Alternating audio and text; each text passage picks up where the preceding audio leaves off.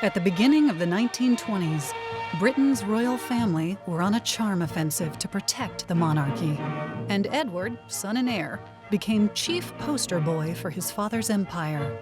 The prince visited India, and his arrival in Calcutta was the signal for further great demonstrations of loyalty. By the time he reached India in 1921, Prince Edward had spent 2 years touring the empire. But all was not as the royal press reels would promote in the Jewel of the Imperial Crown.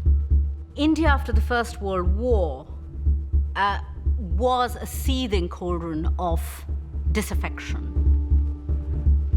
So this is the ambassador of empire being parachuted into a very difficult, volatile situation and being well aware that there would be opposition on the streets to his visit, such that he had probably never faced before when he had gone to the loyal dominions.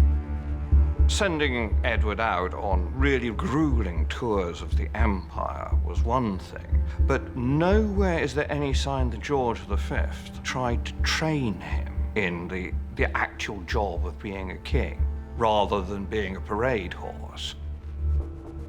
India had contributed greatly to the First World War, in blood and in treasure. And it hoped to get its reward in the shape of some kind of independence. This was not given. And indeed, the British cracked down on demonstrators who were campaigning for independence, led by Mahatma Gandhi. One of the terrible results of this was the massacre at Amritsar. A British officer in the holy city of Amritsar had ordered troops to fire on unarmed civilians deemed to be violating colonial rule. 379 people were reported killed.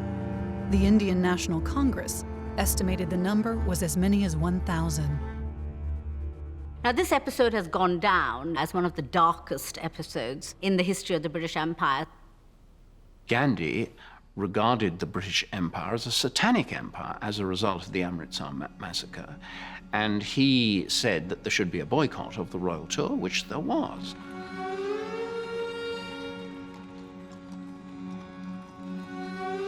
Edward's visit becomes politically charged, and therefore propaganda and perception becomes really important.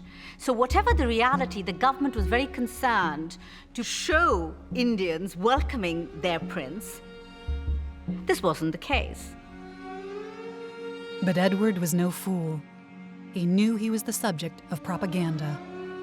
There is this clash of both personality and a sense of duty between father and son. George V says to him, if you hadn't gone, then everybody would have believed that the British Raj was at an end, because the impression would have been that India was so disloyal that the Prince of Wales, the son of the King Emperor, could not visit.